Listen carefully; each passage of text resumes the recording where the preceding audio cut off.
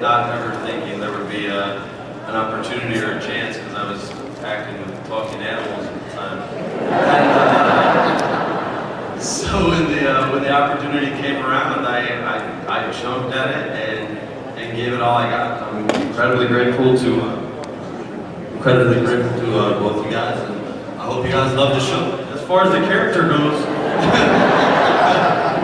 his name's Cole Ortiz, and he was in field ops for CTU. He's an ex-Marine, and I just think he's the kind of guy who a few years ago got involved in the Marine Corps like a lot of young men did, with a lot of rage and a lot of anger, and those feelings were replaced with what the Marine Corps gives you, which is discipline and self-control, and that's really the qualities that I'm trying to bring to the guy. And I happen to have a cousin in the military that who's over there right now that I'm trying to head around.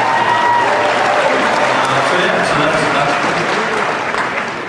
There's a familiar face right next to Freddie. A lot of fans. I'm very, very grateful to see Miss Katie Sack come back on television. And so, Katie, tell us again how you came to the show, and again, a little sneak on who you will be portraying. Well, I think that I found out that there was a role, and I kind of called my, it's a long story, but I basically called my manager and I was like, get me on 24. So through a long process, I finally ended up on the show. But I played Dana Walsh. Sorry, I had to make sure I got the last name right. It's changed a couple times. I just called her something else. I played Starbuck. I was kidding.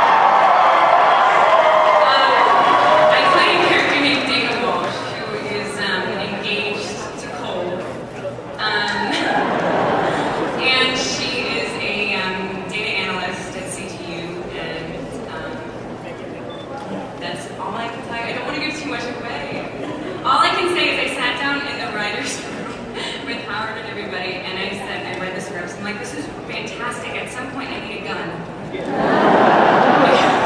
Because I'm starting to feel really naked. So I'm like, this computer stuff is great and everything, and I love saying all those big, complicated words. Not really. But I need a gun. And two, preferably.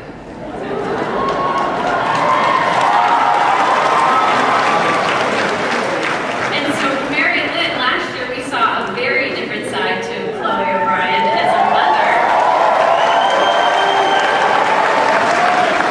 And so, as a new mother yourself, with this new role last season, and of course we're going to see that progress this year, tell us your thoughts on how it was to play Chloe in this different light, and what you're excited about this season with Chloe.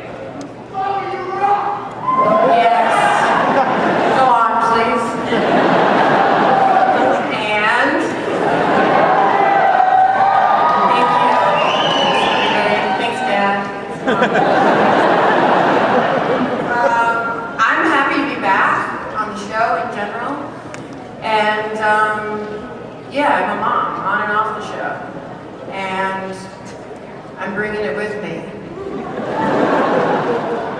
And my character starts off a little bit behind, if you can believe that, for being such a genius. And because I've been at home with my son, and so I'm back at CTU and I'm having to relearn some stuff. My boss here, and that's been really fun, and I've been really loving the script so far, and I'm just excited that it's still so smart and there's so much energy behind it, and it's been really fun, stuff I've shot so far. So now that we've talked about all of the things we're going to see, maybe it's time to see some of them.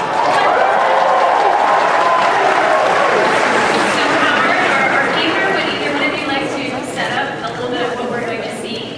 This is from hour 1 of day 8. I haven't seen it, so Howard, you should set it up.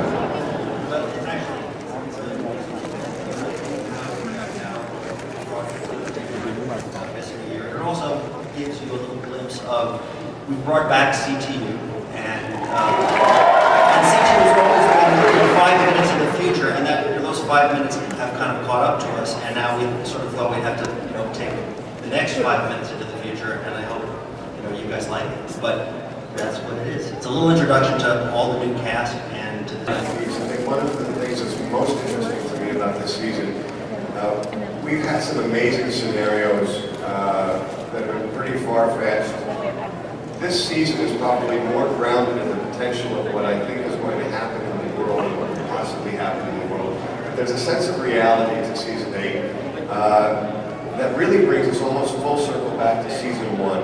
And just really quickly, because I'm sure one of us is going to blow it between now and January, so we might as well do it here. Basically, the threat centers around the peace conference at the UN, and it is being headed by the President of the United States and the President of Iran, and the rest of the day kind of takes forward from that point.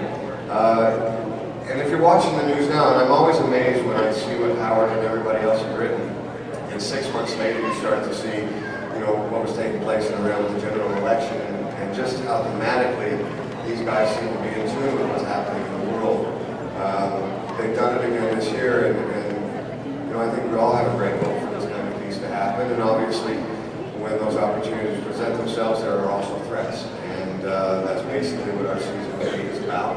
And we really are very excited about showing it to you. And thanks again for just everything.